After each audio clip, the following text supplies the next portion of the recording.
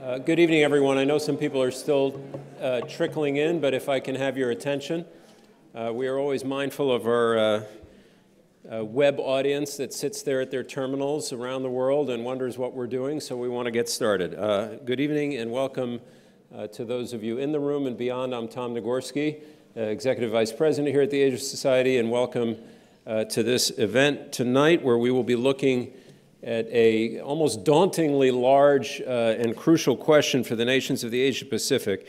Before we begin, I just want to say a couple of words of thanks and then very brief words about upcoming events here. On the thanks front, a special word of welcome and gratitude to our friends at the Consulate of Japan here in New York. They have been wonderful partners of the Asia Society lately, supporting occasional programs like this one and partnering on other endeavors, large and small. And thanks in particular to the gentleman I've just been spending time with as we prepare for tonight's event, the Consul General Ambassador Reichiro Takahashi, who's with us here tonight. Welcome, Mr. Ambassador. As for the program notes, just briefly, tomorrow night on this stage we tackle perhaps a narrower but certainly very timely question. What precisely can China do, or what will China do to influence the North Koreans as the crisis continues on the peninsula? That program bitter allies China and North Korea tomorrow night. 1 week from tomorrow night, February the 1st, a special evening with Bob Woodruff of ABC News here. Bob has been reporting from North Korea, from China, most recently from both Myanmar and Bangladesh, covering the Rohingya crisis. And as you may or may not know, Bob's own personal story is both deeply traumatic and inspiring. Bob very nearly died in a roadside bomb attack outside Baghdad a decade ago. His remarkable reporting and his own remarkable personal journey here the evening of February the 1st. And on a much lighter note, our first Friday's return. They are back on Friday, February the 2nd. We will have free museum tours. We just learned today we will have free sake tastings, a taiko drum show, lots of other goodies and surprises. So that's a busy week, and there's much more, and you can find all of it at asiasociety.org. Now to tonight. I mentioned it's a large and daunting question, as it says in the program write-up. The world has been grappling with a fundamental question about Asia for more than a century. Where on that vast and diverse continent does democracy prosper, and why? I can't pretend, although we've got a great panel, that we're going to settle that question tonight, but we bring some very interesting and diverse perspectives. First off, if you're wondering about the Japan connection, not only a great bastion of democracy in Asia, but 2018 also marks the 150th anniversary of the Meiji Restoration in Japan, a period in that nation's history credited, among other things, with ushering in changes that led ultimately to Japan's modernization, democratization, and its evolution to the democratic nation it is today. A century and a half later, I think it's safe to say democracy has what you might call a mixed report card across Asia, and the struggle and the debates about democracy and other more rigid forms of government persist today. They are alive and well, and I'm sure we'll get into them tonight. If I can ask our panelists as I introduce them to come to the stage, well, don't be shy, come on up. I'm going to say a few words about them, but to not waste time, and hold your applause maybe till I'm done. So to begin with, I mentioned we come at this question tonight from very diverse backgrounds, both of geography and experience. Two places to my right, Dewi Fortuna Anwar is an expert and brilliant voice on Indonesia's foreign policy and democratization, among many other matters. She currently serves as Deputy for Government Policy Support in the Secretariat of the Vice President in Indonesia, a professor at the Center for Politics at the Indonesian Institute of Sciences, and I'm proud also to know that Dewi Fortuna is a member of the Asia Society's Global Council. Great to have you with us. To her right is Takako Hikotani, Gerald L. Curtis Associate Professor of Modern Japanese Politics and Foreign Policy at our neighbors, Columbia University. She previously taught at the National Defense Academy of Japan. I'm shortcutting these bios dramatically. We could go on and on about all of them. She also lectured at Japan's National Institute of Defense Studies. Hers is a great voice also on Japan's domestic and foreign policy both. Derek Mitchell, closest to me, is Senior Advisor to the Asia Program at the U.S. Institute of Peace and at Albright Stonebridge Group. In 2012, Derek Mitchell was appointed as the first United States ambassador to Myanmar in 22 years following the thaw between the United States and that country. And Ambassador Mitchell, I didn't get a chance to tell you just now, but I think you probably know, I still consider our visit to that country and your generous hosting. It's 3 years almost to the day now, as a highlight of my own time here at the Asia Society. So grateful for that. Grateful also that you're here tonight. Ambassador Mitchell has held several high-level posts in the State and Defense Departments as well as in academia. And our moderator at the far end is Daniel Russell. Danny Russell, you are in great hands with him leading the conversation tonight. As frequent visitors to the Society will know, Danny is our diplomat in residence here, having served until recently as the Assistant Secretary of State for East Asian and Pacific Affairs. Before that, he served at the White House as Special Assistant to President Obama on policies for the Asia-Pacific region. So again, this is a blue ribbon group, and my last words are just the usual reminder that we live webcast these events. So for those watching beyond the room, feel free to send any questions or join the conversation using our hashtag AsiaSocietyLive. Or you can email questions to us to moderator@asiasociety.org. So you've held your applause. Why don't you give some applause now and welcome the speaker.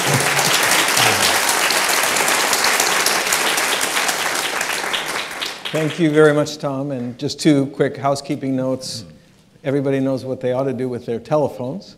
And in terms of the run of show, we'll have a conversation with the three panelists up until 7:30, when we'll open it up to questions and answers. There'll be microphones for you all. And then we'll end at 8 o'clock sharp, and I know there's some refreshments waiting for you, which is an additional incentive. So our topic today is democracy and political development in Asia. There's no question but that democracy is under stress, not just in Asia, but globally as well.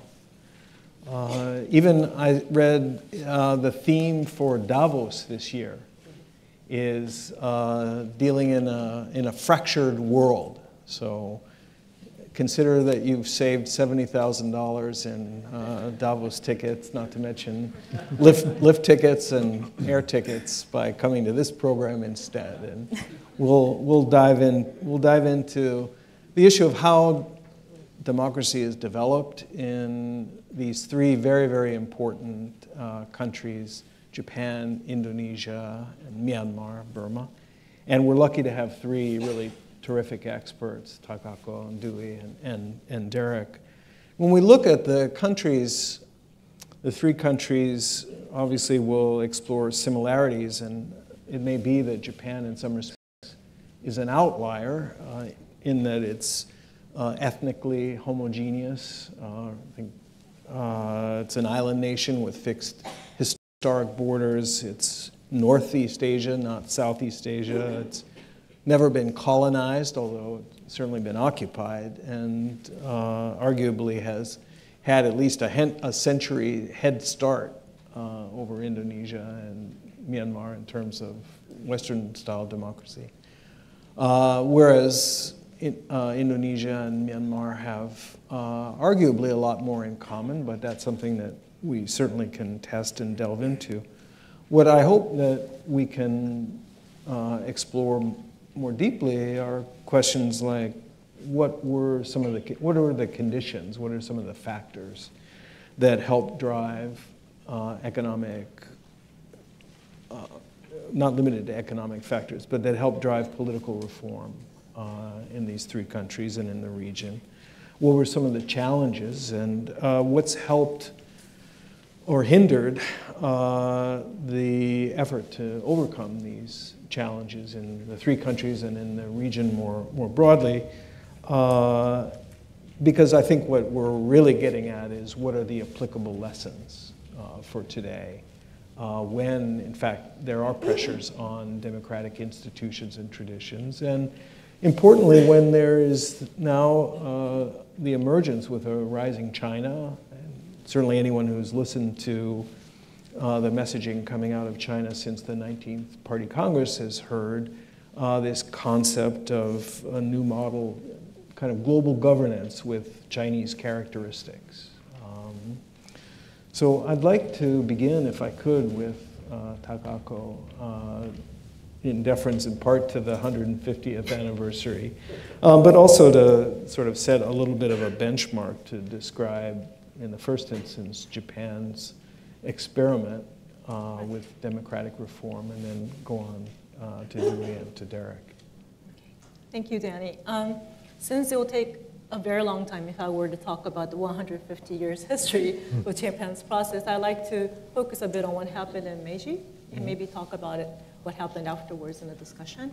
But focusing on three concepts, just to try to make my presentation brief, three concepts being institutionalization, indigenization, and to explain the limits of democratization in Meiji, the instrumental nature of democracy when it was introduced in Meiji. And so Edmund Reischauer, the great scholar and former ambassador to Japan from 1961 to 66, once said, "Japan stands alone as the one great non-Western nation to have made the transition to a modernized society and economy with relatively little turmoil and extraordinary success."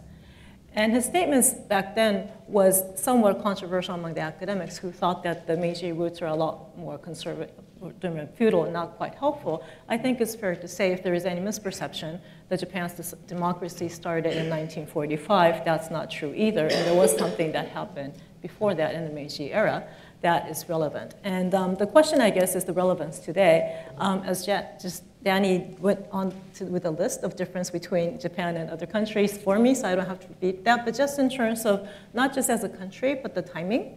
The Meiji period, obviously, the economy was not as globalized as it is today, so the impact of that is very different at the domestic level. And also the imperatives were different, that there was a time where Japan was fearful that it might be colonized by Western powers, and that's not exactly what's going on right now as for the external impact. But still, I think there are interesting lessons to be learned. And if there isn't that much of familiarity with what happened 150 years ago compared to what happened after 1945, I thought it might be useful for me to do as quickly as possible an overview of what happened in Meiji. And since I didn't remember all my years right, as a good Japanese high school student should do, I have my cheat sheet right here. So what happened in 1868? The overthrow of Tokugawa shogunate by rebel forces in the name of the emperor led to the imperial restoration and formation of government. And in 1968, the 5 charter oath was pronounced by the Meiji leaders, consisting of 5, obviously: parliamentary democracy, democratic participation, egalitarianism, meaning eliminating the class distinction that existed until then, progressivism, and also international search for knowledge to strengthen the foundations of international life. And just to try to summarize what happened after that in terms of institutionalization is that state building came before the parliamentary part of the story, that in 1868, the ministries, such as foreign affairs, justice, finance, and so forth, started in 1868, and relatively quickly in 1887, a meritocratic exam system was introduced. After that, there was the feudal lord run local heirs were replaced by prefectures, and a universal conscription system was established very early in 1873. And a centralized and standardized taxation on agricultural lands took place the same year in 1873. So if you think about how it started in 1968, that's actually quite a short period of time to achieve all these, considering the changes, the massive level of changes that must have been about this nation-building part. And after that, obviously, there were, in the 5 Charter Oath, in a way, a promise to introduce some kind of a parliamentary system. There were calls from that from domestic leaders, and that in 1881, imperial ordinance for the establishment of a diet was pronounced, and the Constitution of the Emperor of Japan was enacted in 1889. And in 1890, the first general election took place. And just to put this in context, so the voting rights were given to male 25 years and above, and those who paid more than 15 yen tax, which will be everybody basically right now, but obviously 15 yen was worth a lot more, and it was about 1% of the electorate. And although that seems very limited, just as a comparative figure, in France, I just Googled this to find out that in 1830, only 0.6% of the population was actually given the rights to vote. So given the comparison between 1830 and 1890, it wasn't that limited compared to other countries. And the voting rights were gradually expanded to universal suffrage in 1925. And women's rights to vote, it did not happen until 1946, but it is noteworthy that as early as in 1931, the lower house did pass a bill to actually allow for women to vote. Unfortunately, the upper house did not approve it. And that is actually quite early compared to the US, which was 1920, and the UK, which was 1920 as well. So in a way, Japan was more progressive than you might think in terms of that. And majority of the parliamentarians that were elected were important farmers and the landed gentry. But I guess that's the foundation, and I guess the characterization of how it happened is my second point of indigenization, is that the Western concepts were not just brought in by a very limited number of people, but it was actually very much brought into the political discourse, not just at the elite level, but also at the local level in a very quick way, and also in a very expansive way from not just the governmental system, but the education system and so forth. So what really helped in the beginning is that the level of education literacy rate in the Edo period preceding the Meiji Restoration was quite already high. So there were already different local warlords who had sent people abroad, expecting some kind of a foreign influence to happen prior to the Meiji Restoration, which helped in terms of the language. But the government also sent more than 100 people in 1871 for an exploratory mission for 2 years. And you just imagine 100 government people traveling for 2 years in 1871 to the West is actually a big deal. And a lot of the people who took part in that mission came back to Japan to become leaders in the democratization and the nation-building efforts. And the second point, next to the, after the number of people who were sent, was that a lot of the concepts were translated into Japanese. And it's interesting that later on, the concepts themselves translated once into Japanese was exported to other Asian countries after it was once translated into Japanese. So it actually had that impact of introducing Western ideas into Asian language. A lot of it actually initiated in Japan during the Meiji period. I think that's an interesting point.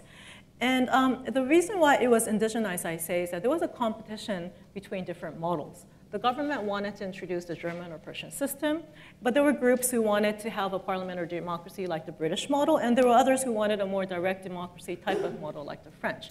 So there was enough internal discourse within Japan about the form of government, which made the debate about introducing Western concepts a lot about themselves, and not about just introducing just cherry-picking something that works best for the government. So there was a lot of dispute and discussion about how exactly democracy took take form in Japan. And it's also interesting to note that it wasn't just in the central government, but local democratization leaders, which tended to be the relatively wealthy landlords groups initially, but still, local leaders tried hard to read and adopt the translations of the Western concepts to make a case for their own democratization effort at the local level. So the knowledge actually spread more because people wanted to achieve a democratization. It's true that for a lot of people it's frustrating. The state building came first, and they started collecting taxes before they had a say. So I think it's interesting how, more so than you might think, the Western thinking was introduced and also adopted among the local leaders and became a political discussion sooner than you thought. And later on, as suffrage voting rights were expanded, the discussion started to involve urban intellectuals and industrialists, which actually gave a different taste to the discussion. Finally, just to highlight one, I think mostly unlikely to you, which is that if you think of Meiji Japan, you think of Japanese women just following guys from behind. But in fact, as early as in 1882, women's middle school, senior school at the public schools were opened. And actually, women going to secondary school was higher in terms of percentage than men at one point because they did not have a requirement to serve in the military. So it was 9% in 1920, 15% in 1925. And another sort of Western influence is that there was a lot of Christian missionaries that started women's schools in Japan. I actually went to a school that was founded by Canadian missionaries in 1884.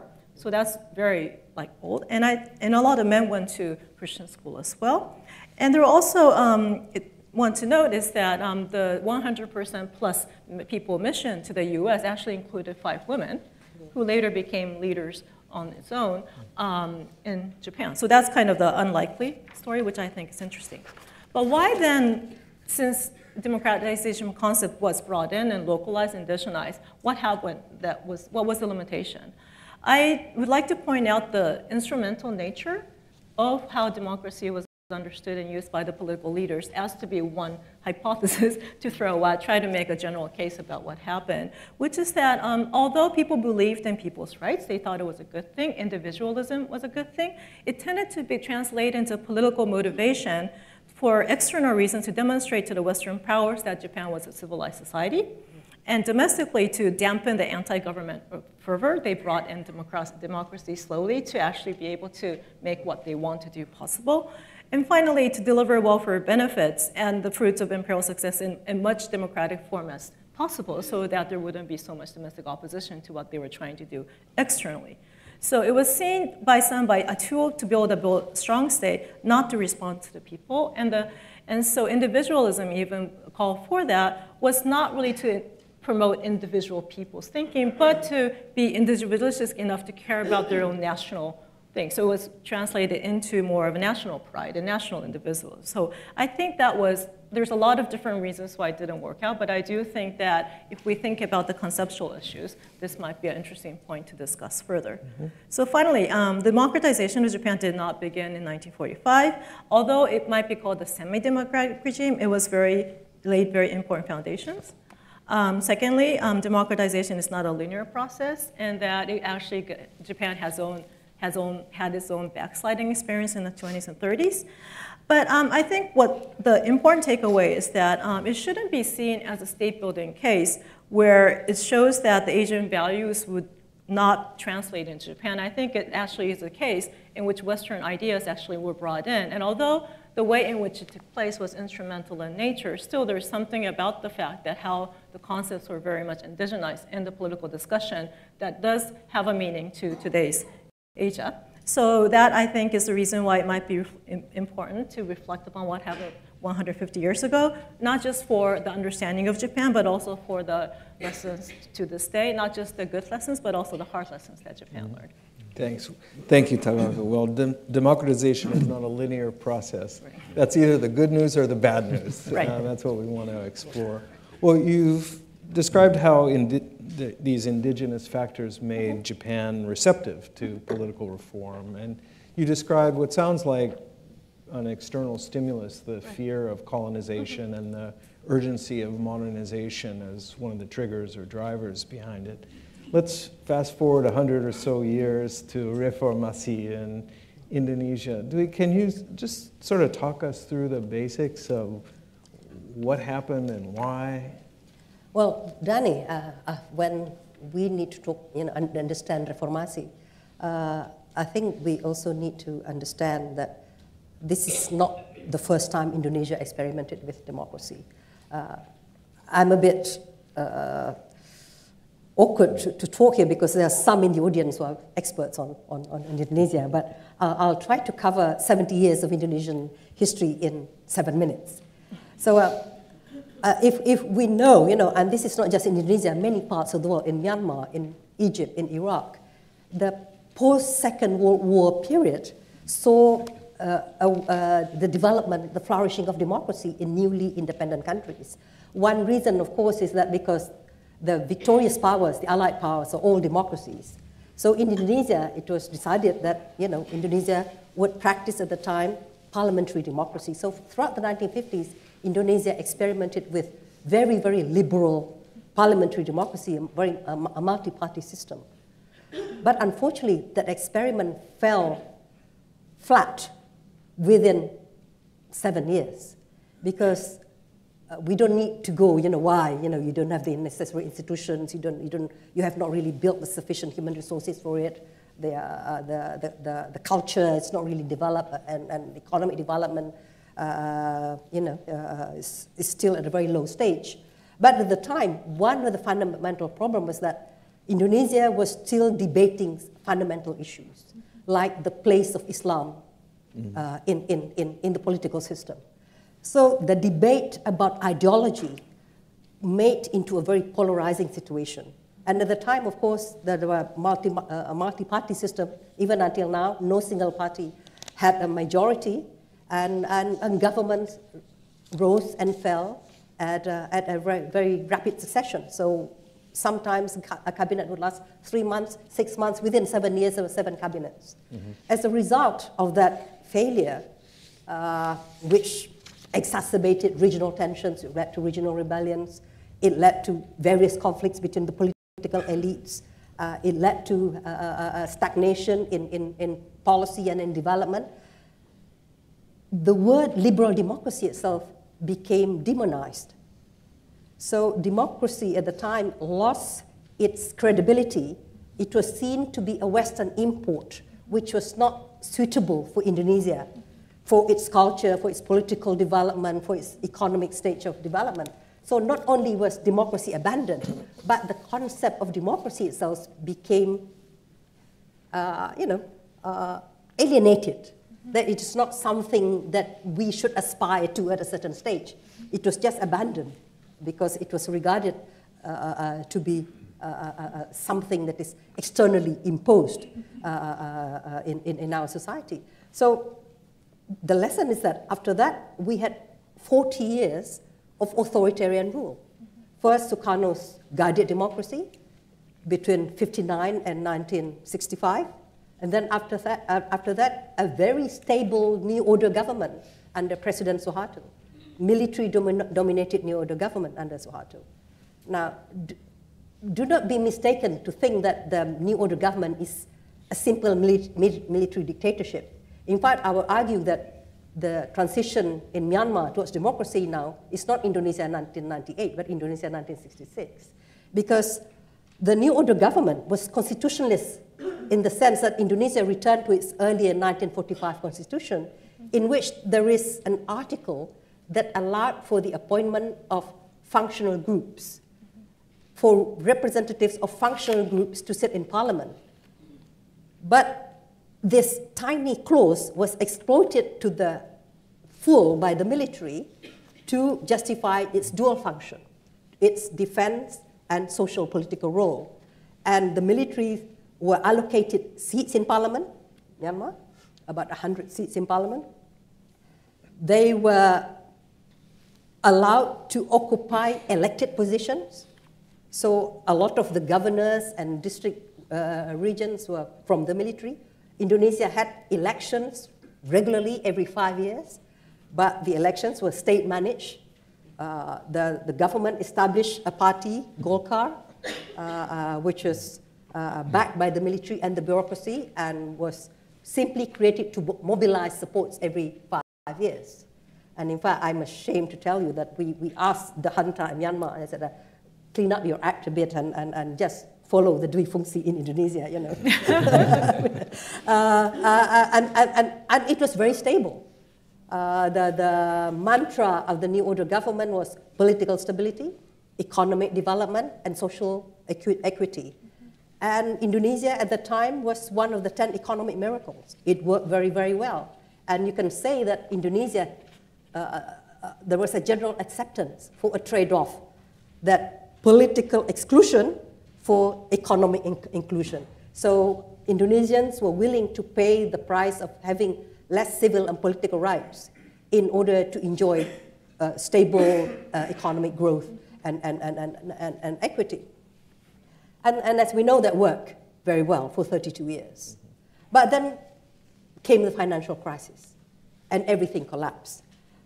So this can be seen that even a very successful democratic government, or we never called the new order government just democratic, we just called it authoritarian. It has its use by date because it contains internal contradictions in itself. Because in a country as diverse as Indonesia, it is impossible to have cohesive rule at all times. Now, to build your political legitimacy only on one pillar, economic development, it means that you have to be successful at all times. The moment you're no longer successful, that particular pillar collapses. Yeah. Now, beginning in early 1990s, there were already calls for the political opening of the new order government, because that is the irony of a successful model, is that you educate your people. Indonesia developed a huge middle class, and they don't just learn to be doctors and engineers. Some of us learn to be political scientists and another thing. But even engineers, in Indonesian history, a lot of the political leaders, Sukarno was an engineer and an architect. So there were demands for political participations even at the height of the success of the new order government. And in fact, in 1995, my institute, myself, I took part in a study that was commissioned by President Suharto to look at when can we wind down the duifungsi, the dual function of the military. So in 1995, we wrote 2 studies at LIPI, at the Indonesian Institute of Sciences. One on looking at the social political role of the military, and second at the reform of the political parties. So we projected in 1995 that we would need about 20 years. So by 2015, we would be able to end the dual functions. We would then, democratize political parties. Under the new order government, only 3 parties were allowed. Golkar, which is not regarded as a party, therefore it could have its base to the sub-district level, while you have the Islamic Party and Nationalist Party, since they are political parties, they are not allowed to operate below the district level. So, that is, advantages to Golkar. They were able to mobilize supports at the grassroots level, and so they were always able to garner about 70% of 70 to 73% of the vote. But as you know, the financial crisis came, and in Indonesia, the financial crisis was not just financial in the end. It became a systemic crisis. It became a multidimensional crisis because within one sweep, the government lost its legitimacy. And then you saw a revival of violence, communal conflicts, happenings, religious conflicts, conflicts between different ethnic groups. You saw religious conflicts in Ambon. You saw communal conflicts in Kalimantan between the Dayaks and the Maduris. You have regional rebellions in Aceh, and then more grievances in Papua. So there was real concerns that Indonesia would go the way that the Soviet Union would go. That it would simply break apart, the balkanization of Indonesia. So in the end, in order to deal with all of this crisis, the first thing that we must do is to restore the legitimacy of the state. The state lost its legitimacy. The military was vilified. The police, which was subsumed under the military, was not able to carry out its policy.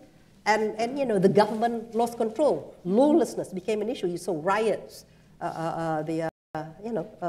people just taking over land and so on. So Indonesia was in a very, very serious situation. And so every party at the time believed that the only way in order to restore the authority of the state is to create a legitimate government. And in order to have a legitimate government, you need to have legitimate representatives. And the only way to do it is to have a full functioning democracy, not a state-managed democracy. So we really need to have a fully open, fair elections, that people should be able to elect their leaders and fire them if they don't want to, and so on. So that became a need, So in order to restore Indonesia to normalcy, in order to carry out economic development again, we need to restore the authority of the state. And in order to restore authority, political legitimacy is a necessity. So it's no longer just, you can have legitimacy from economic development. We've done that. We've tried that, but it turned out that, as I said, there is an expiry date for that. There's a diminishing return for that. So democracy became very, very, a very powerful pole of reformasi, ending the dui fungsi, ending the social political role of the military, opening the political system, allowing other parties to contest elections. So within 6 months, President Habibie and we all decided to bring the election forward. 200 new political parties registered, and in the end, 48 contested. So it became very, very, very open. And why did it work? And I think I'll be the first to say that Indonesian democracy is still very much a work in progress. There are a lot of, the deepening and the institutionalization of democracy is still, still has some way to go. But if one looks at what is happening in the Middle East, the hope of the Arab Spring, which collapsed, why Egypt very quickly returned to authoritarian rule, I think there are some factors why in Indonesia it worked. Firstly, we are lucky that despite the social political role of the military, the Indonesian military doesn't have a traditions of coup d'etat, unlike in Thailand. So it always ruled through this constitution, loophole in the constitutions. So we ended the dual functions through a consultative assembly decree, but after that we amended the constitution. We closed the loophole. It is no longer possible for a non-elected individual to go to parliament. So in one stroke, you close all possibility for for military to get appointed seats, or for anybody to get appointed seats. So the willingness of the military to support the reform, I think we should give them credit that they're willing to be reformed, and they did not go out of their way to protect Suharto and maintain power. The second thing that's very most is important, and which is probably missing, in many Middle Eastern countries, is this strength of Indonesian civil society. Civil society in Indonesia has always been very, very vibrant, and the most important civil society in Indonesia is actually Muslim-based civil societies, which predated the Indonesian state. We have the two largest Islamic mass organizations in the world, one Nahdlatul Ulama, which is associated with traditional Islam, and one is Muhammadiyah, which is associated with modernist Islam. Nahdlatul Ulama claims to have about 40 million members, and Muhammadiyah claims about 30 million members. We don't really know, probably more than that, not card-carrying members, but Indonesia can just be divided into these two. And the mass organizations are in support of this democratic movement. If you remember, the leader of Muhammadiyah was Gus Dur, Abdul Rahman Wahid. The leader of Nahdlatul Ulama is Abdul Rahman Wahid. The leader of Muhammadiyah is Amin Rais. These two individuals were the leaders of the democratic transition movement, and they played an incredibly critical role, in overseeing the management of the democratic transition. So you have the Muslim groups being the main drivers for democratic transitions.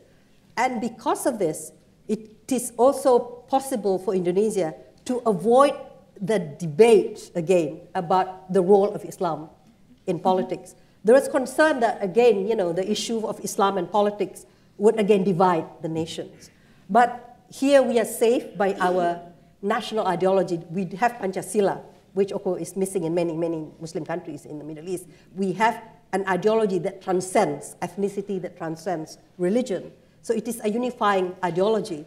And when we carried out constitutional amendment, we decided to do it through amendment rather than rewriting a totally new constitution. It was agreed by all parties that the preamble to the constitution would not be touched. And in the preamble of the constitution, Pancasila was very much embedded there. So by having a national platform, it is possible for the various parties to talk about very difficult issues, but at least we have common denominator, So we talk about what form of party politics we would have and so on, but it is not something that will break you apart. Mm-hmm.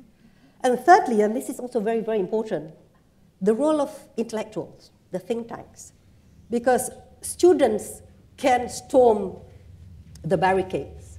The castle can fall, but what do you do once you're inside?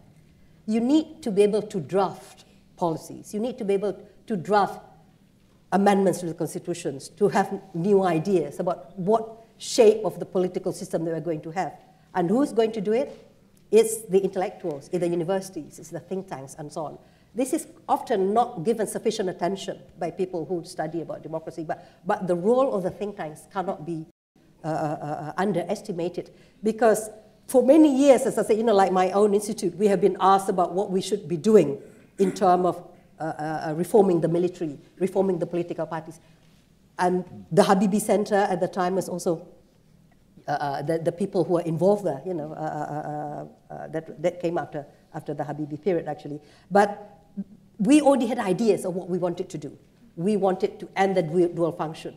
We wanted to carry out a wide-ranging decentralization. Because in Indonesia, because of the nature of the archipelago and the huge diversity, the kind of unified system under the New Order government, that everything is cookie cut, designed in Jakarta and replicated, at all levels from Aceh to Papua.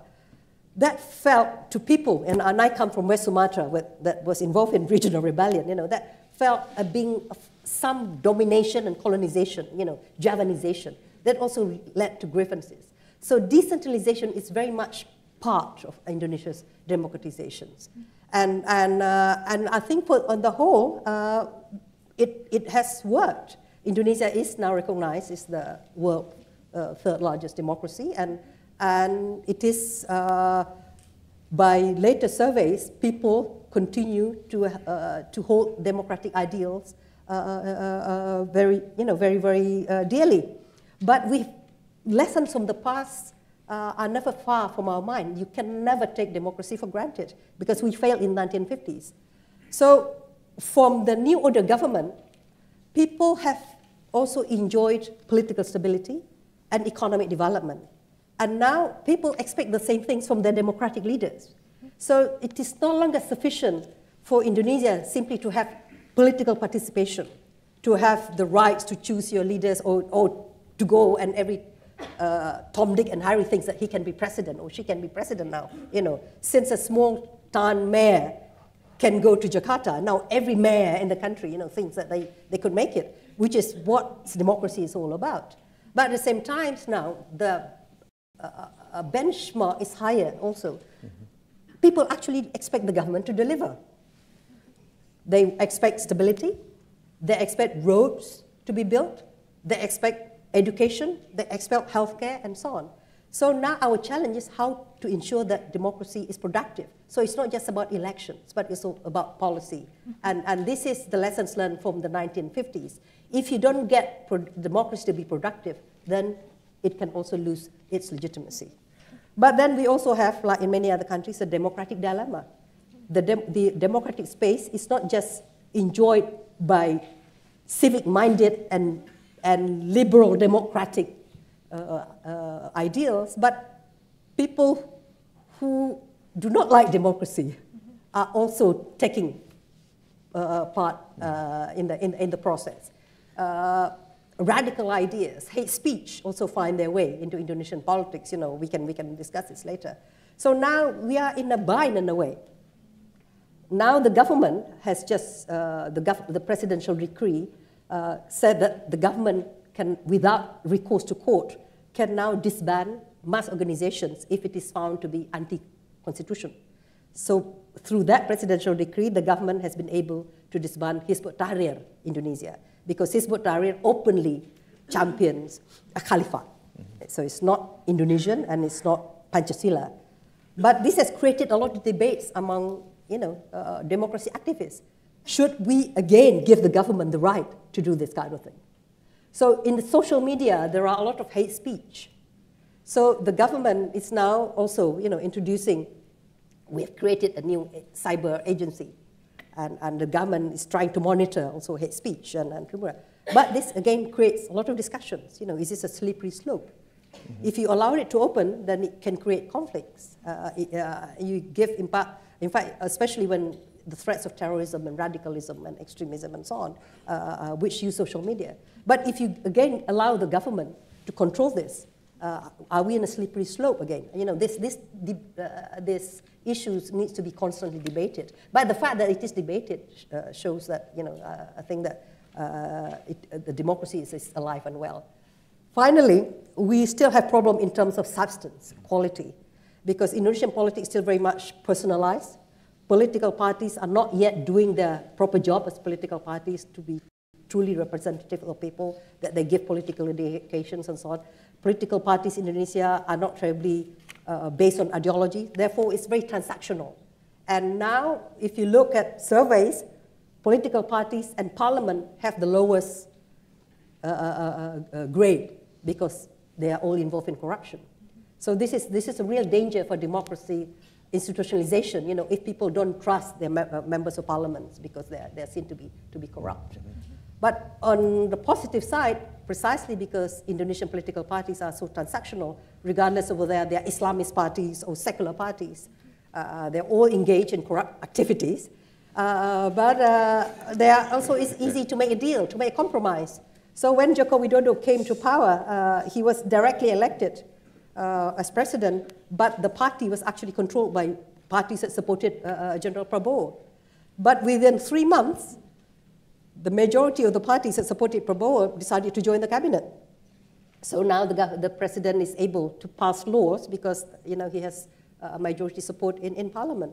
So you can say, you know, they're transactional parties, they're hopeless and so on, but on the other hand, it prevented polarization in Indonesian politics because the political parties are willing to make compromises. Well, thank you, Du. You raised so many points that we really need to think about and come back to: the role of the military, the economic factors, the role of civil society, the impact and implications of religion and ethnic divides in cultures. You know, specifically in the case of Indonesia, you're describing an external economic factor, the Asia financial crisis, as a trigger in the sense that it precipitated not just an economic crisis, as you said, but a crisis of legitimacy for the authoritarian government.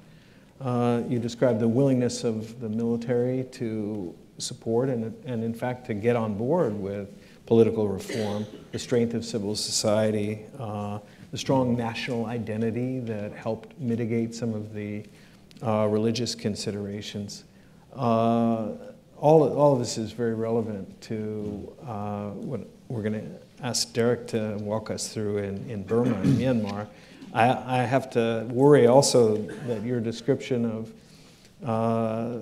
democracy faltering in the 50s in Indonesia after 7 years gives me chills, because it's just about 7 years since the beginning of reform, depending on how you count it, in Burma and Myanmar. But let me give you the floor, Derek, and ask you to help us understand the extraordinary political transformation in Myanmar. Well, thank you, Danny. First of all, it's great to see you again.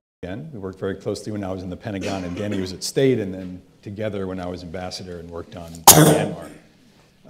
I'm also very well aware of the fact that we have Takako's Japanese talking about Japan, we have Dewey Indonesian talking about Indonesia, and I am American talking about Myanmar, trying to make assumptions and analysis of what Myanmar's history is and the meaning of its democratic transition. I do see many parallels, listening to Dewey, to what is happening in Myanmar, but also, as you say, some divergences.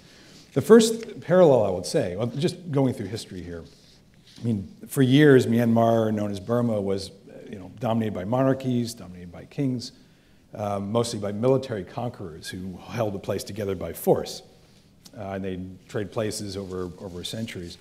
Until, that was sort of pre-18th century, and then in the 19th century you had British colonialism that came in steadily, that dominated the country until 1885 when it took over the entire country.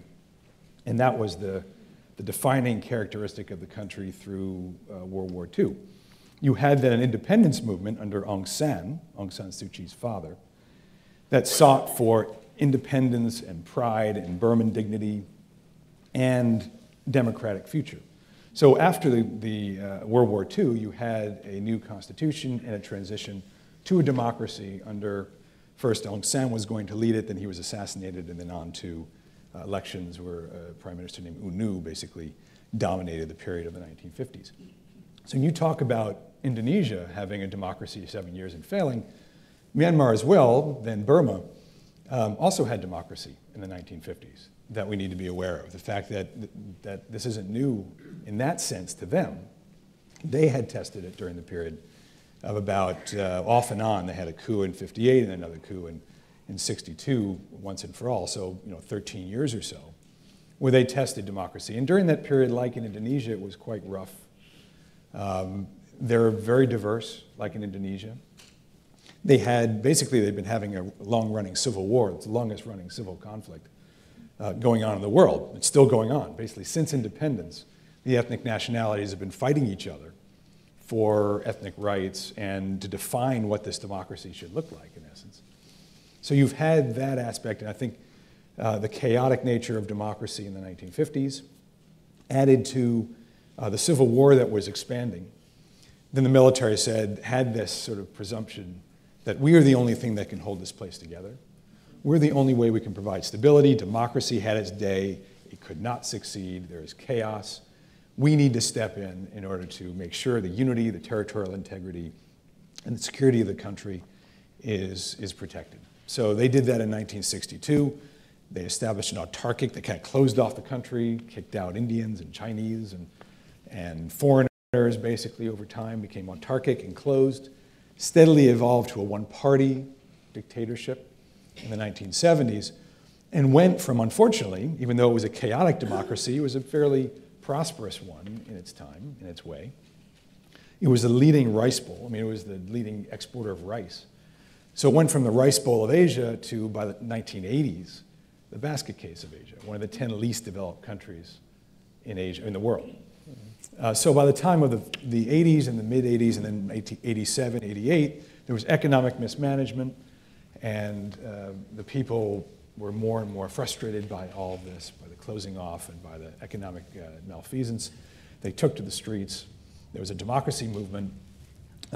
People were shot down in the streets because of students who were promoting democracy, and that's where Aung San Suu Kyi entered the scene. She came in 1988, taking care of her sick mother, and she became naturally the leader because of her pedigree. She was the daughter of Aung San. Aung San was the representation of the great hope, the hope that was dashed in his assassination, that was lost, that they reached back and said, that was where we went wrong. If we only had those days back, we would have a real democracy, we would have peace, we would have real unity instead of the false unity of the military dictatorship and the oppression and the suppression of all of our rights that we enjoyed in the 50s, and that even before, during the colonial days, there was oppression, but they had ability to speak and to express themselves. So that movement started in the late 80s. The military toyed with it, allowed for an election in 1990. Aung San Suu Kyi, they thought, was well controlled under house arrest, but her party ran for the elections and won exactly, basically the same landslide they won in 2015, which is remarkable. You look at the results in 2015, in 1990 it was the same. But they said, no, actually the people don't know what's good for them. What they were actually voting for anyway was a constitution, not real democratic change. This isn't good for the place. So we will then establish a constitutional process and not accept the election. And they basically spent another 25 years of systematic degradation and isolation because the world would not accept this truncated democratic moment. And it was identified in the person of Aung San Suu Kyi. So you fast forward to 2011, and Aung San Suu Kyi went in and out of house arrest. People were still promoting democracy. You had the monks in the street in 2007 overturning their bowls, the saffron revolution. And then the demand of the world to change, for them to change. And if you ask, why did they change? If you ask the government, when I was there, the Myanmar government, they'll say, oh, we intended to do this. We had a 7-step roadmap that we established in 2003. That was meant to first have a constitution, ratify the constitution, have elections, and then have a transition to a new government. And there was transition to democracy. That was all very controlled. It was the controlling aspect, as you say, the military control of a disciplined democracy, they called it. So by the time of 2011, they would say, we believe in democracy. We have a new constitution. We had elections in 2010. We're turning over power to this new government, which was really a former just military and civilian clothes. And then they reached out, and we reached out to them to test them and said, well, you talk a good game of democracy, but if you're truly for democracy, you wouldn't have political prisoners, because the political prisoners are promoting democracy. They would be allies of yours. If you truly believed in peace and democracy, you would then talk to the ethnic nationalities and not fight them, et cetera. I do not think they had a roadmap. After the 7-step roadmap, that's where it ended in their concept of what came next.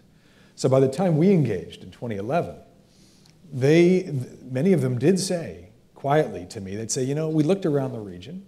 We saw we were backward economically. We knew we were isolated. We didn't like to be isolated. And we also saw that the democracies seemed to be doing well. And the non-democracies were not. We want to be more like Japan or Korea or Taiwan, I suppose. Or, in the 1990s, they would say, we want to be like Indonesia, when some of us were out there promoting democracy. That was the Fungsi time. And we were like, no, not Indonesia. And then by the early 2000s, we're like, yes, Indonesia. That's a good model. And we would use it back at them. It's like, well, yeah, you can make a transition. See, you can do this. So their constitution, I think they felt, was their insurance policy. They had 25% of the parliament for the military. They controlled the 3 key ministries of defense, interior, and border. They still had the guns. They still had prerogatives. And they still, of course, at that time had the leadership. So so the election happened. I don't think they had a roadmap for how this was going to go. I think we helped, because of some reformers inside. They ended up reforming more than I think they expected in 2011. The election, I don't think they had even if they wanted to, and there were indications they may have wanted to, but they couldn't control the result. So they had to turn over power to Aung San Suu Kyi, and I think they felt, well, we have at least enough control under the Constitution to allow us to happen. The final thing I'll say, I don't want to go on too long now, I know we're basically into Q&A time, is what's different from Indonesia, what's missing, unfortunately, and from Japan, from 150 years ago, I would say. For Japan, I know that's asking a lot for 150 years, I would start with that. Myanmar doesn't have the space Japan had to test, to work this through, have a year of sending people overseas and work all this through in a very systematic way. They have peace, they have economic reform, political reform. They've opened up a Pandora's box, as you all know from the front pages, of social unrest and division in the country, not just by ethnicity, which we've all noticed because of the Civil War, but by religion, or at least with the Rohingya for race, or it mixes all these things. They're dealing with all of these things at once. I mean, they've kind of put it in amber because of the military. 50 years, they weren't able to deal with these fundamental questions. They also don't have a fundamental answer to the issue of identity. Who are we as a country? They've been fighting it out through military means for all this time. They've never actually come to a conclusion of what kind of country are we? What are the foundational principles? Equal justice under law for everybody, or just for certain populations? What is the distribution of power? How we deal with federalism? I used to call federalism the F word there, because you couldn't mention federalism. To them, that meant separatism. They haven't worked all this out, and they have to do that even as they're developing their economy, even as they're developing the basics of political reform and democracy. And the other thing they don't have, because of military dictatorship, are the institutions. Mm-hmm. The military was the only functioning institution. They degraded every other institution in the country. So they don't have a government to do it with. They don't have a bureaucracy to do it with. You have civil society and activists who have ideas, but they're trying to learn. You have also a state councilor, a leader who was isolated for 25 years, and her, and not necessarily as worldly as we had hoped she might be in understanding how to be the politician for this moment and the leader that we would hope her to be. So they have a lot of. I used to say you can't cut off your knees, and expect to run. And they've cut off their knees and be in a ditch. They dug a ditch for 50 years. They can't run very fast, and yet, And I'm not saying we shouldn't expect more out of them. We absolutely should, and I'm sure we'll get to that in Q&A. This is not an excuse for them, but it's an explanation of the fact that they don't have necessarily, I think, some of the advantages that maybe the Meiji Japanese and the Indonesians had, even if there are some parallels. Wow. Well, we will go in one moment to questions. I wonder, in sort of lightning round style, maybe if I could ask, to your point, Derek, that you heard from the Burmese military, from the junta, that even they looked around and saw a correlation between democracy and prosperity, and that in addition to all the other factors, innate longing for justice, empowerment, the issue of legitimacy, there was a very direct connection between reforming towards democracy and getting on the program that connects to real prosperity and real opportunity. In Asia of 2018, is that still the predominant view? Do Asians, particularly, do Southeast Asians continue to view democracy as part of the pathway to economic growth and prosperity, or is there rethinking or even an alternative model, the Chinese authoritarian model that is emerging as a preferred alternative? Well, Danny, for Asia, even especially for fast economically developing Asia, the developmentalist model is not a new Chinese model. It was the old South Korean model, the Taiwanese model. So you have more or less a very autocratic leader. You have the institutions, but you subvert the institutions so that it saves the executive. You have parliament, but it is rubber stamp. You have the judiciary. You have all, in Indonesia, you have all of them on papers, but they were under the subordination of the military. So when we're talking about the model, I hardly think that it will be the Chinese model, because there is an early and successful model which Indonesia practiced. And for Indonesia, we said, it doesn't work. It worked very well for 3 decades, but when it collapsed, it was very, very, there's no way to resurrect it.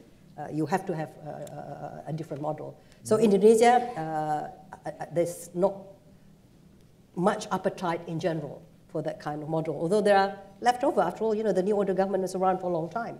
There are those who miss the Suharto era.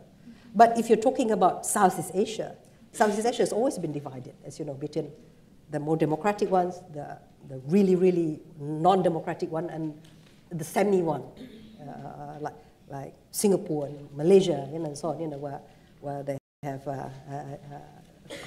elections, but they also have Internal Security Act. They have, constraints on democracy. But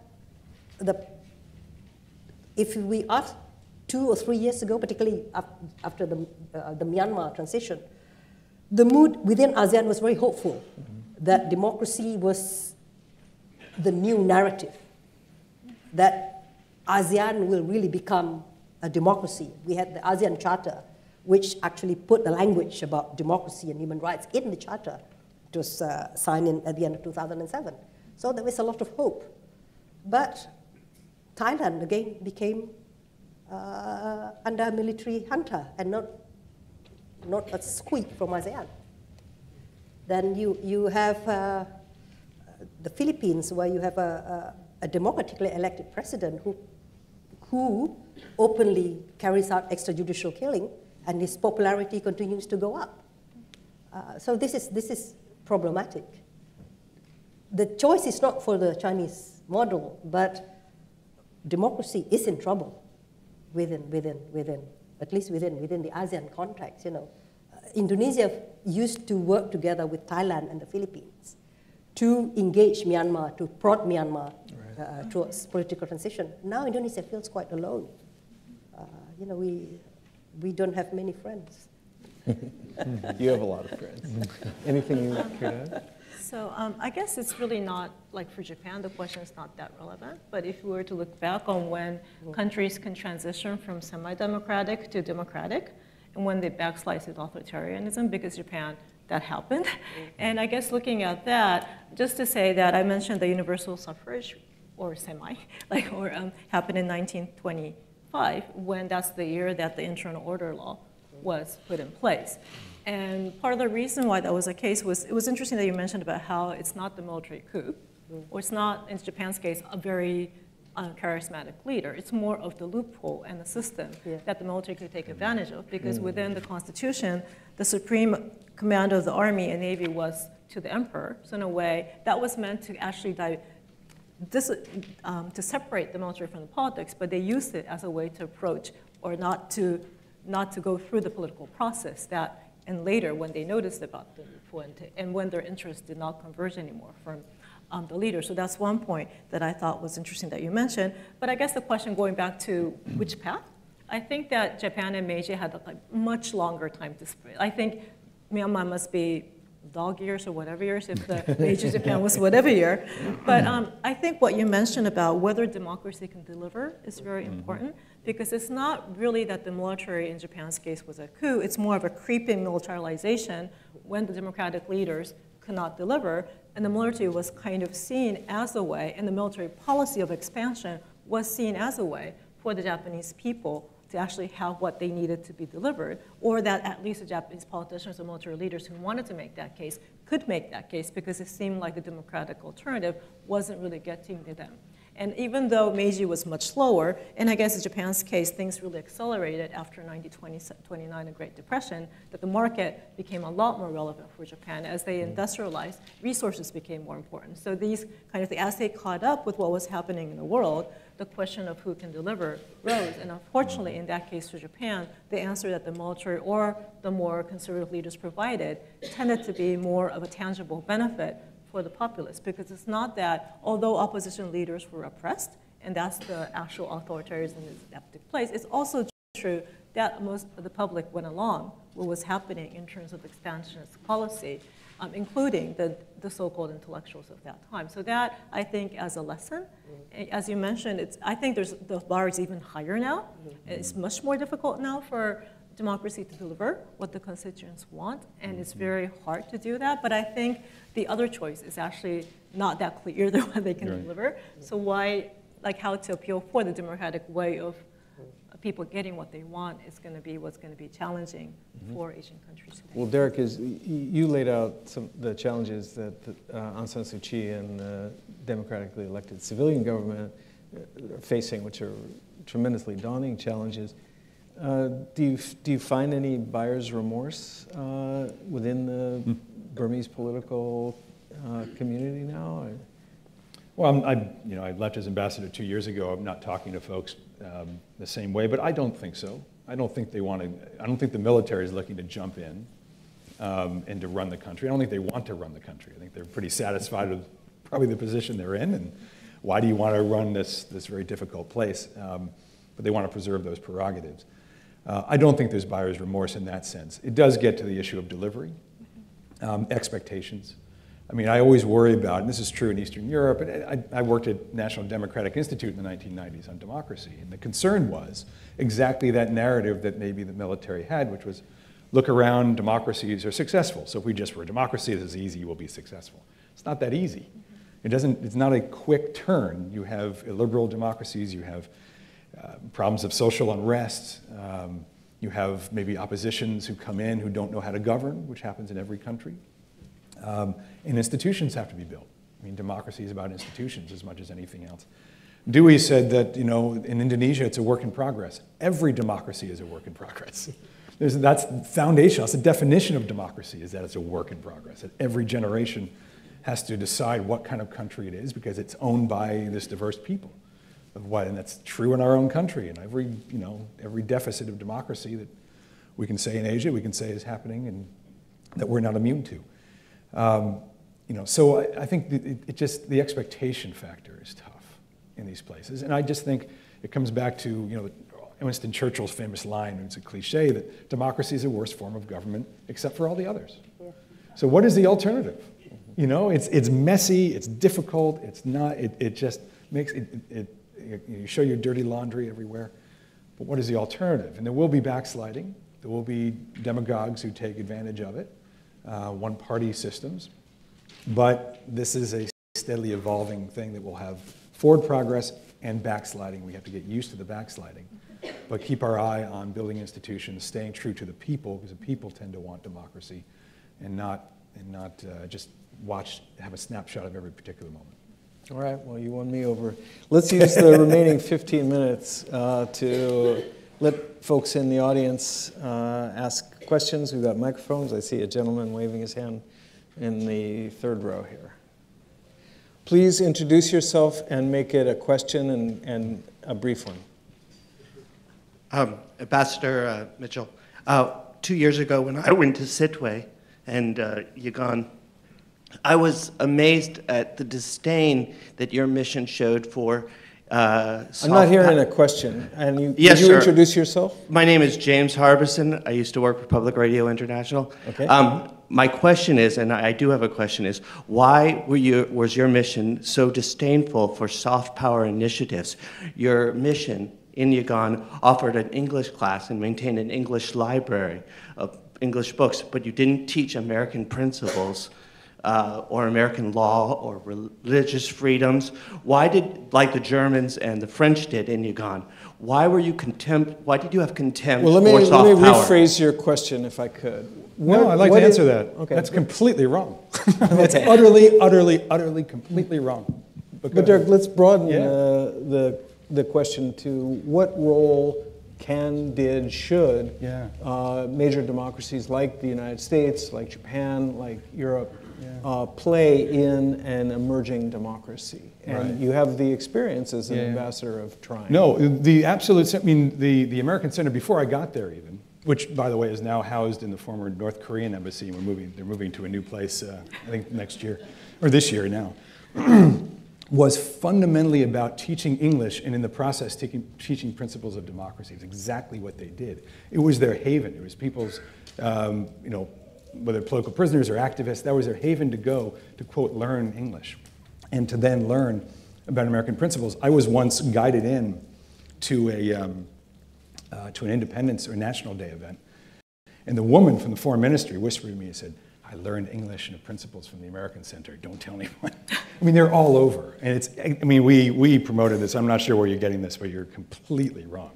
I mean, this is what we did on a daily basis, and every word that came out of my mouth was about principles of democracy. Not necessarily American. I mean, it is American, but principles of democracy and such.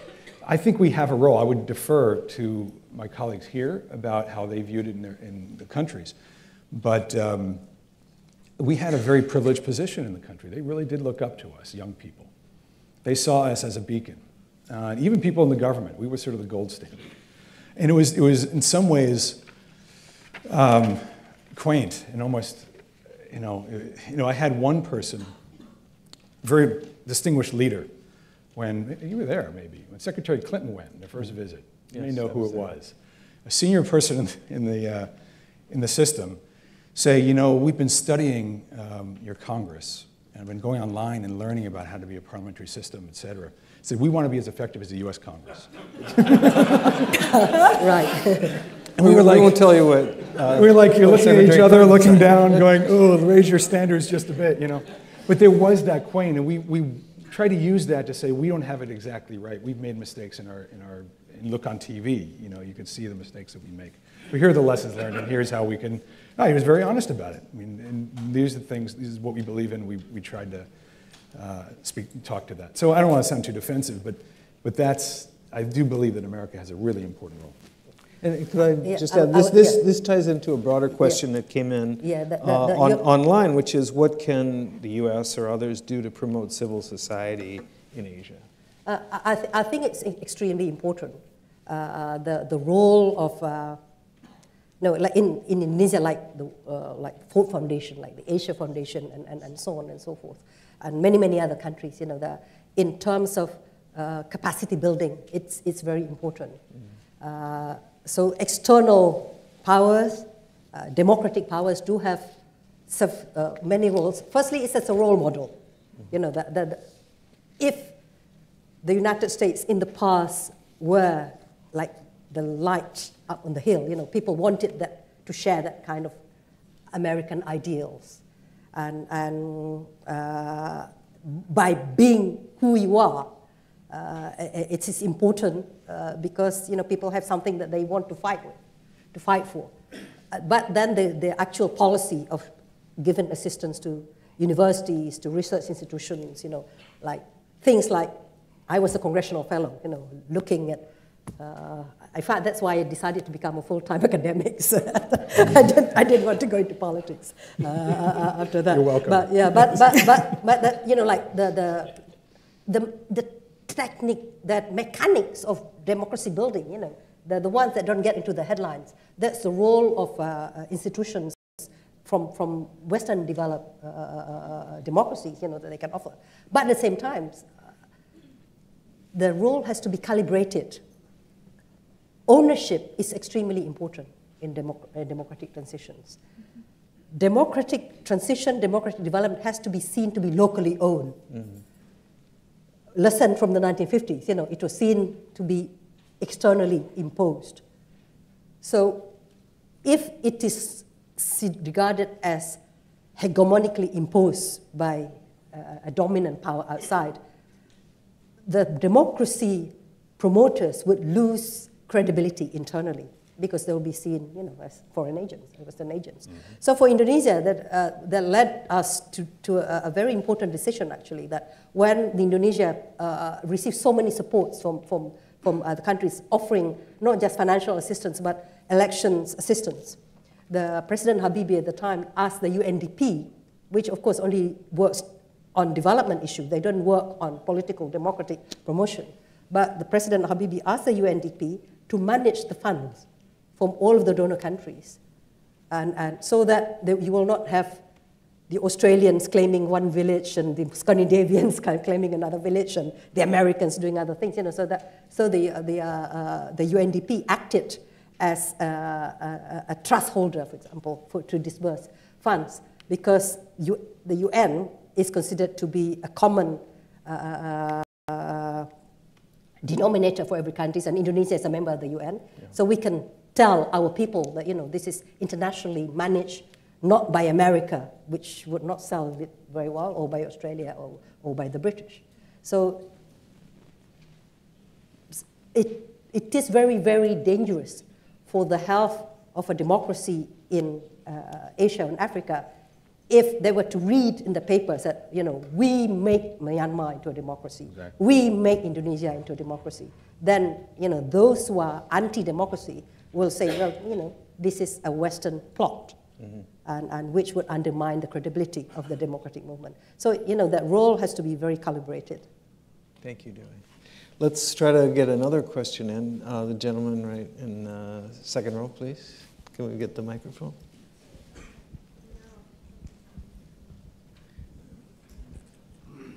Very familiar looking. Jerry Cohen hey, Jerry. From NYU Law School. Could we hear from each of the speakers the role of the legal system, the courts, the legal profession, lawyers, in political development in your respective countries? Okay. Can I think about that? No. Well, in connection with political reform. Okay. In connection to political reform. Okay, this is really tricky because I'm really not an expert on that, and less so an expert on the legal profession in the Meiji era.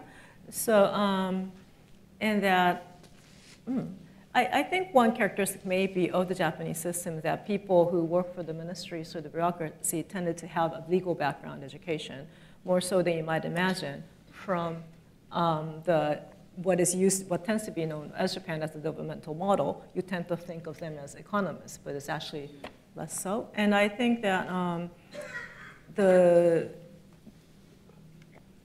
I'm not really sure if this is something to export in a way that you were mentioning, but in terms of development, it was very important that the legal profession and the legal expertise was sound in the state building period and also after the war. So I just don't have a point of comparison where that was less of the case in Japan and things didn't succeed, but it's not really in the main, and I guess the other thing is that I guess in Japan, the role of the courts is not so much into people's minds, maybe, than in the US system, just because we have a different system than the US in terms of how the balances work. But I think that in terms of respect for the legal system and the judiciary is very strong, and I think that did, like in hindsight, might have played a role in the political legitimacy of the post-war system compared to the pre-war. Might have been not that thing what people think of first off the list, but the trust in the judiciary did have something to do with the confidence that the government had. But that's like a very rounded answer. Well, in Indonesia, the new order government said, it was not rule of law, but rule by law. So it used to pass laws, but very undemocratic laws, put it that way, and it was legalese. And there was no way to have judicial review. So one of the new things that developed after Reformasi is that in the constitutional amendment, we created a new court, the Constitutional Court. So the legal profession is not it's not so much the litigation side, but becoming constitutional experts, constitutional lawyers became very, very important because they decide on elections disputes. They decide also on disputes between institutions. So if there are disputes between certain elements of the government, then if it touches on authority, that which is governed by the constitution, then they will be the one to decide that. And importantly, the role of judicial review. So now you can take a case and a citizen can ask for the court, for the Constitutional Court, to review a particular law, for example. For example, on individual candidacy, can an individual run for president if he's not backed by a party, for example? That kind of disputes can be decided by the Constitutional Court, and they're creating precedents all the time. So the new lucrative business is for constitutional lawyers, which in the old days they were very poor. They're not because there were not that many calls for them. But now it's super active because, as I said, they adjudicate on electoral disputes. Although they have now decided to use the Supreme Court to adjudicate on lower level.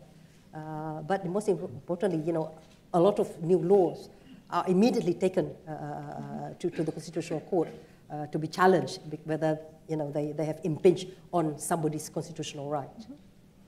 Thank you, Dean. I mean, the short answer is that the judiciary is extremely weak, extremely controlled, and extremely corrupt.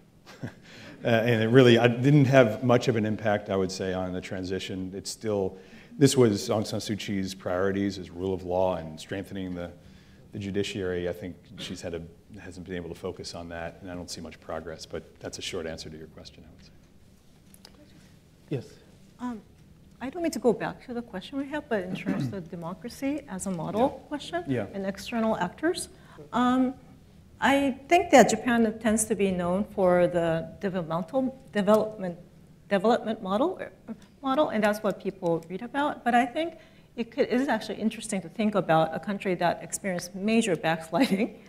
And of course, the situation is very unique. Either it's imperialist age or total defeat that triggered the next phase of democratization. I think there's still some positives that Japan can bring in the democracy picture too in Asia, which I think Japan is not known to be a major democracy expert. I think they've been very hesitant about that aspect, maybe. And I think what they're doing, what the government is doing, is actually de facto that in some cases, like trying to promote human rights, human security, or to training, police, whatever, for stable institutions and all that. So I think it's the question of, given what's happening in the US, whether Japan wants to kind of carry the torch of that if that's something that Japan will choose in terms of thinking about democracy in Asia. And I think the experience of a country which went through various phases, including backsliding, could provide very important lessons for countries that's trying to go from semi to full-fledged democracy, for them to not repeat what Japan did. If I could say, I mean, Dewey's actually absolutely right that the worst thing, and completely wrong, is to suggest that the United States had that much to do with it. I mean, this is a responsibility of a country. It's the sacrifices of the individual country to determine its future. And you know, for the United States, I think we have to, the best thing we can do for democracy promotion is get our own house in order. It's the model question. They look towards who succeeds, how do they succeed, and when we don't, and I'm sure, you know, this is speaking probably to a New York audience, not very controversial, but it really is true that only when you live up to those principles can they be more powerful in representing a model that's not imposed or not pushed, and it's not American, it's simply successful in something they then want for themselves. Great. Well, you've all made some fantastic points, and I genuinely wish that we had more time and could keep on going. I guess I'd come back to, I think, the very powerful point, Dewey, that you made, which is that coercive, authoritarian, non-democratic governments have a kind of sell-by date. They're in a perpetual crisis of legitimacy, that a single pillar, security, economic growth, et cetera, is too fragile to hold up the entire institution of any national political system. People's hunger for protection of their rights and for legitimate freedoms requires strong institutions to protect those rights. It requires strong institutions of government to deliver public goods, particularly economic growth and opportunity. And it also requires periodic elections to replenish the legitimacy that comes from allowing people to choose their representatives and ultimately choose their leaders. Well, we have a lot to learn from these three examples, and I think a better fix of both the lessons learned and the challenges ahead. So with that, let me ask you to join me in thanking our panelists.